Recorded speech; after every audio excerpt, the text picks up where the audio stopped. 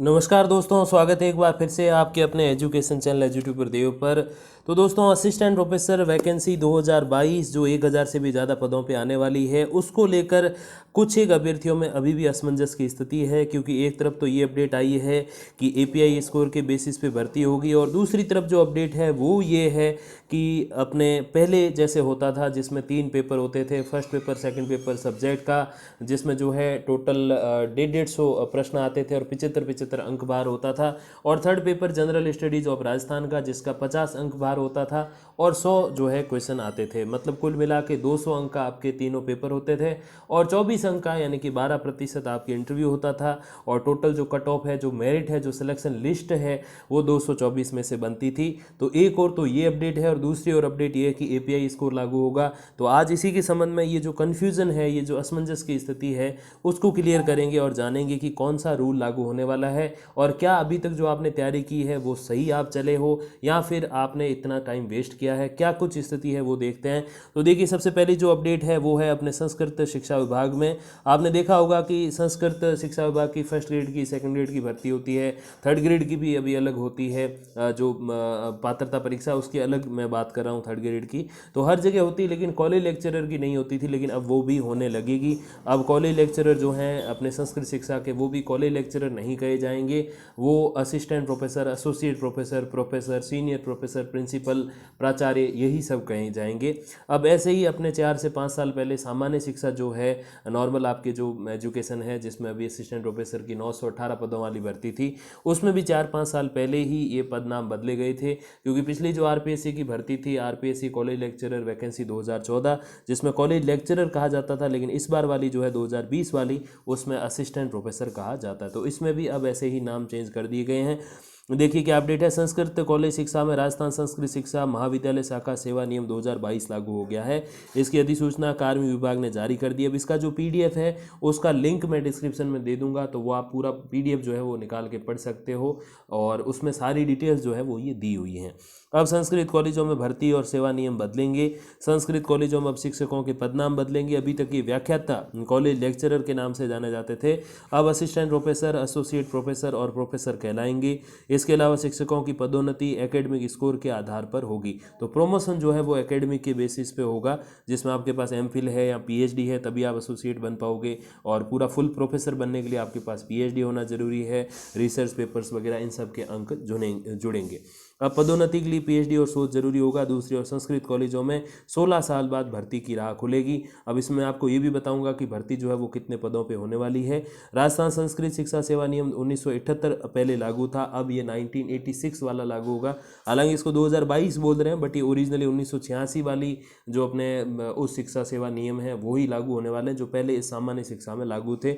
Latest जो cut off वगैरह निकल रही है अलग अलग सब्जेक्ट की, वो इसी बेसिस पे निकल रही है। अब नियम पुराना होने के कारण 2006 में संस्कृत कॉलेज शिक्षा में नई भर्ती पदोन्नतियां रोक दी गई थी। इसमें 200 शिक्षकों की जगह 55 शिक्षक ही कार्यरत थे। पिछले दिनों विधानसभा में सेवा नियम नहीं बनने से जुड़ा सवाल पूछा गया था। अब देखिए, 200 में से 55 शिक्षक कार्यरत है, तो टोटल पद हो गए खाली वो लगभग 150 हो गए।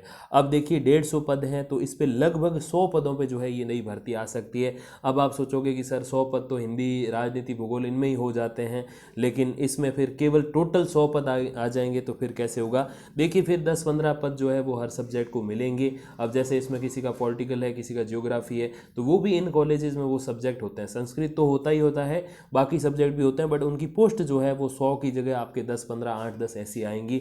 तो अगर किसी ने अब तक तैयारी की है और बहुत गंभीरता से की है, तो वो तैयारी आपकी यहाँ काम आ सकती है। बाकी तो मैंने आपको पहले कई सारे वीडियोस में बताया भी था कि वो अगर तैयारी आपने कर ली है तो वो आपकी जेआरएफ में काम आ जाएगी।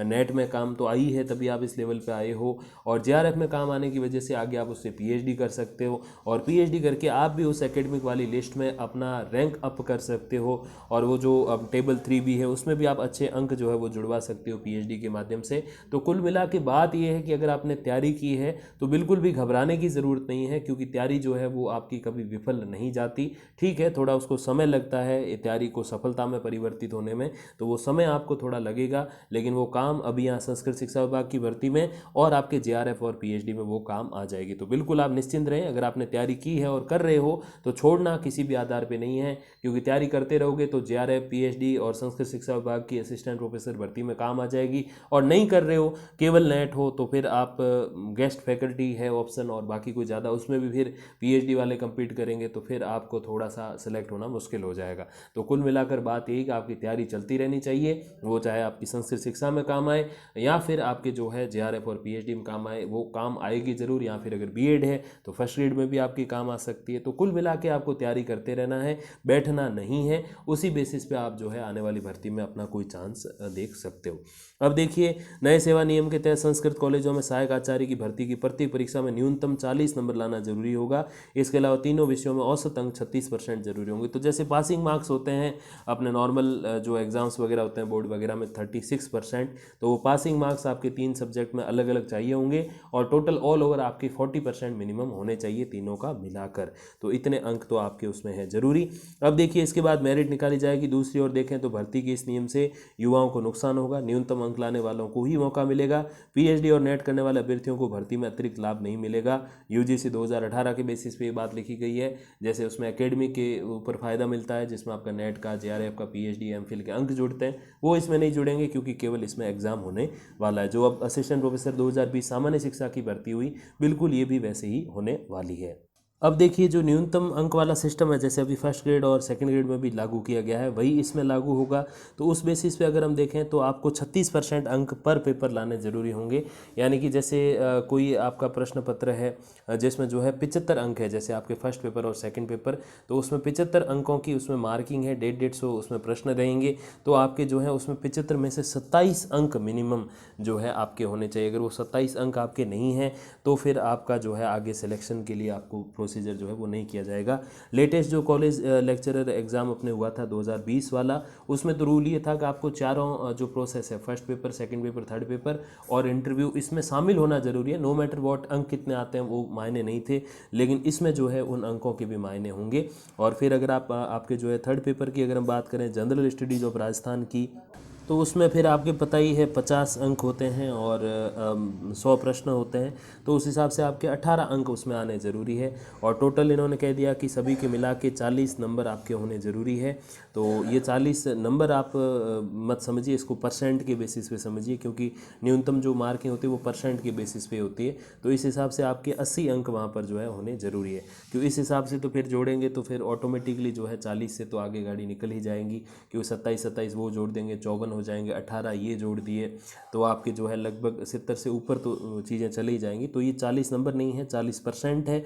तो उस बेसिस पे अगर हम लोग बात करें तो 100 के पीछे 40 अंक, यानी कि 200 अंकों के तीनों पेपर होंगे, तो 80 अंक आपके मिनिमम होने चाहिए, तभी जाके इसमें आपके पासिंग अंक जो है वो सिलेक्शन के चांस बनेंगे। हालांकि मेरिट जो है वो इससे कहीं ज़्यादा ऊपर जाती है, लेकिन ये चीज़ें इसलिए है ताकि कुछ कैटेगरीज जो हैं, जैसे डाइवोर्सी, विडो की, एक्स सर्विसमैन की, कई बार तो उसमें ऐसा होता है कि 40 माइनस अंक वाले ना बन जाए, तो इसके लिए ये रूल आपके इसमें ऐड किया गया है। अब इसके अलावा ये अपडेट तो आपने देखी होगी, टेबल 3B वाली, तो जो नॉर्मल आपके एजुकेशन है जिसमें 1000 पद थे, जिसको 2000 पद कर दिया गया है, तो उसमें तो अभी ऐसे लग रहा है कि एपीआई स्कोर पे जो है वो भर्ती होने वाली है। हालांकि इसको भी बदला जा सकता है, जिसका एक सबसे बेस्ट उदाहरण है गार वाला गुड एकेडमिक रिकॉर्ड। जब नवंबर 2020, अगर मैं गलत नहीं हूँ, जब वो वैकेंसी आई थी 918 पदों वाली, जिस पे अभी तक जो है वो सिलेक्शन चल रहे हैं, ज्वाइनिंग चल रही है, उसमें क्या हुआ था कि आपके जो है पहले वैकेंसी आ गई, जिसमें जो है नोटिफिकेशन जारी हो गया, नोटिफिकेशन के बाद फॉर्म भी भरवा दिए गए, फॉर्म की लास्ट डेट भी चली गई,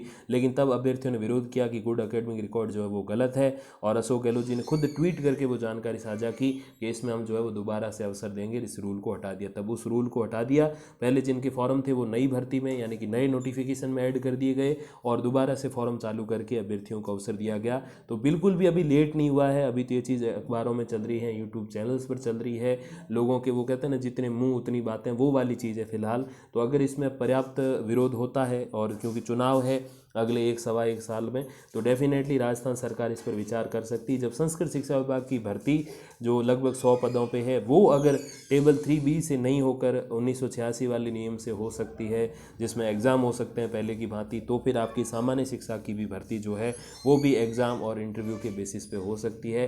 API के बेसिस पे होना कैंसिल हो सकता है, तब भी जब नोटिफिकेशन आ जाए और आपके फॉर्म भी भर दिए जाए तब भी हो सकती है, लेकिन आपका जो है वो पर्याप्त इसमें विरोध होना चाहिए। तो सबसे पहली बात, आप तैयारी करते रहिए ताकि JRF PhD में आपके काम आए, ताकि API में भी आप आगे निकलो।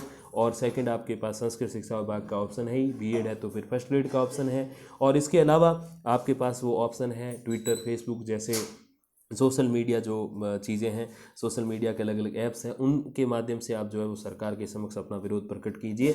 और पहले की तरह जैसे आपने गार को हटाकर वापस बिना गार की भर्ती आपने निकलवाई, जिसमें जो है 45% UG के और 55% PG के, इतना ही जुड़ता है, ज़्यादा कुछ नहीं, तो आप इसमें भी चेंज करा सकते हो क्योंकि चुनाव नज़दीक है और राजस्थान सरकार जो है वो इस मामले को लेकर गंभीरता में आ सकती है। क्योंकि आपको पता ही है सचिन पायलट जी और अशोक गहलोत जी के बीच में क्या कुछ चल रहा है, तो बिल्कुल यहाँ पर आपकी बात सुनी जा सकती है। बस आपको विरोध करना है, और न केवल विरोध बल्कि तैयारी अच्छे से करनी है।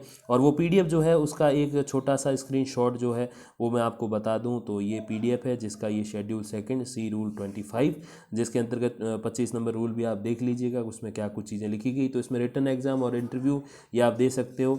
ये आपका जो सब्जेक्ट है, फर्स्ट पेपर सेकंड पेपर 75 अंक होंगे, 150 क्वेश्चन होंगे, 3 घंटे का, बिल्कुल सेम जैसे अभी एक 918 पदों पे जो भर्ती थी असिस्टेंट प्रोफेसर एग्जाम 2020 उसमें हुआ था, बिल्कुल वैसे ही। फिर जनरल स्टडीज ऑफ राजस्थान 2 घंटे का पेपर, 100 प्रश्न और 50 अंक, और इंटरव्यू 24 नंबर का। और इसी के बेसिस पे ये सारा जो है आपके टोटल नंबर ऑफ जो है 3 गुना, यानी कि 3 times of total number of vacancies, मतलब जितने पद है उसके 3 गुना अभ्यर्थी बुलाएंगे। बिल्कुल सारी चीज़ें सेम है। तो जब नई भर्ती इस रूल में हो सकती है, तो जो पहले भर्ती चल रही सामान्य शिक्षा की वो क्यों नहीं हो सकती। तो आपके पास ये सबसे बड़ा कथन है, सबसे बड़ा विकल्प है कि जो है सरकार पुराने नियमों के आधार पर भर्ती कराए और UGC रेगुलेशन 2018 और टेबल 3B लागू नहीं करे। बाकी ऐसा कुछ नहीं है। मेरे तो वो भी व्यूअर हैं अपने चैनल के जो PhD वाले हैं, जो टेबल 3B को सपोर्ट करते हैं, और वो भी व्यूअर हैं फैमिली समान है जो केवल नेट वाले हैं, जिनको टेबल 3B से इतना लाभ नहीं है। तो मेरे लिए तो दोनों एक समान है, लेकिन आपकी ज़्यादा डिमांड्स है, उसके अकॉर्डिंग मैं ये कह रहा हूँ कि अभी भी लेट नहीं हुआ है।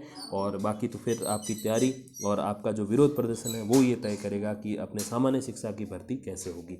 और इसके अलावा जो भी अपडेट्स आएंगी तो मैं आपको जानकारी दे दूंगा। और इतने दिन से वीडियोज़ नहीं आए उसके लिए मैं क्षमा चाहूँगा, तबीयत भी थोड़ी ठीक नहीं थी और कॉलेज के भी काफ़ी सारे काम थे, तो उस कारण से मैं जो है वो वीडियोज़ नहीं ला पाया, उसके लिए क्षमा चाहूँगा। और धन्यवाद, नमस्कार।